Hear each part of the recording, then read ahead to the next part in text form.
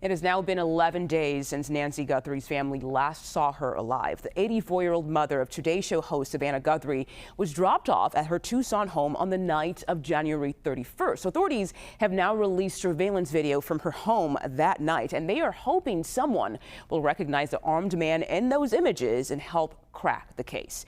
I'm joined now by Edward Baker, a certified forensic video analyst. Edward, thank you so much for joining us on 24/7 today.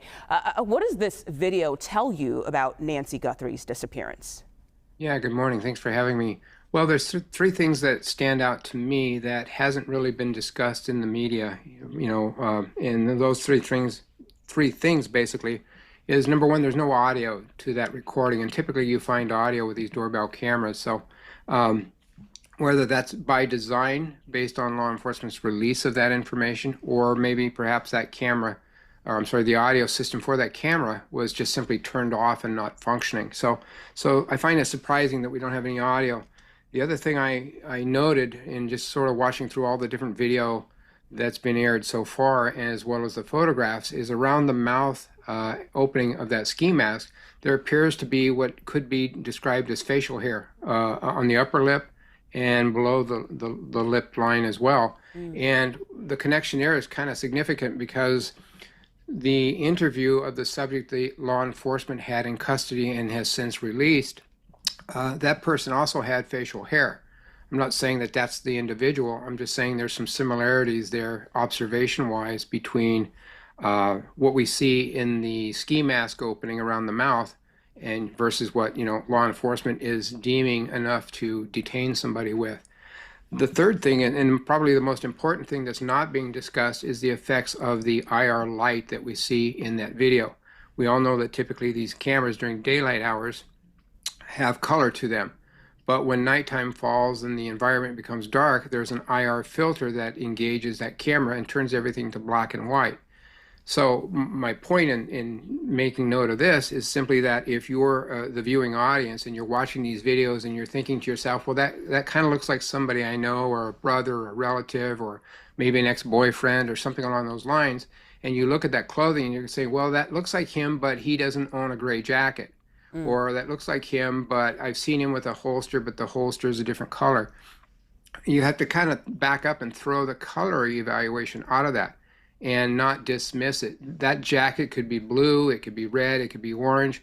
It's not just gray like we see in the video. Yeah. And that's true of the backpack, that's true of the gloves, that's true of all the clothing that we're seeing. Yeah, that's a very interesting point. I wouldn't have thought about it. I would just think, I see a gray hoodie, so that's likely a gray hoodie. But good that you pointed that. And also good you pointed out the fact that the man who was arrested or taken into custody by police officers was released, so it doesn't seem like he is a suspect they're looking for. But I also want to ask you, is there anything in the video that shows if this crime was well planned?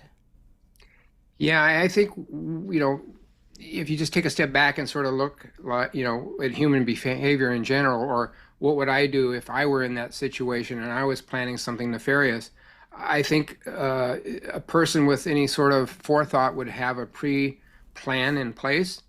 And this doesn't look like that's the case. There's some actions by the subject, the covering of the lens and improvising as to what to cover the lens with. I think that kind of smacks towards the unplanned type of event, and they're just adapting as that goes on. He's obviously come prepared with something because he's got, what appears to be contents in that backpack. So there's a plan in place, but not necessarily a thorough plan. Yeah. And Edward, there's some who might see this video and think, well, I can't see the person's face. I really can't see much. And as you mentioned, some of those clothes, the color might not be what it actually is. So is this video helpful at all? What would you say to that, just from your experience? Is that video helpful in the investigation? Oh, absolutely. It's going to be, if law enforcement had somebody on the radar and they needed enough information to sort of get over the edge, whether they're just making an inquiry or a person, a door knock and talk type of, contact with somebody who might be a person of interest, they'll be able to use a lot of that information, both in a search warrant, to seize clothing when they search a home or a vehicle, those types of things. But in general, that video itself is a gold mine not just in making the observations that we see, but if there were to be an arrest that takes place, there's a lot of information there post-arrest that you can make a comparison analysis to. The design of the clothing, the zipper, how it appears under infrared light, the backpack design, the reflective material on the backpack, and the ski mask as well. Okay. Well, hopefully it does in fact help authorities in this case and they can find Nancy Guthrie. Edward Baker, Yes. Thank you so much for joining us today. We really appreciate your insight. You bet. Authorities are asking anyone with information in the disappearance of Nancy Guthrie to contact 1-800-FBI or 1-800-CALL-FBI or the Pima County Sheriff's Office at the number you see there on your screen. Again, 1-800-CALL-FBI.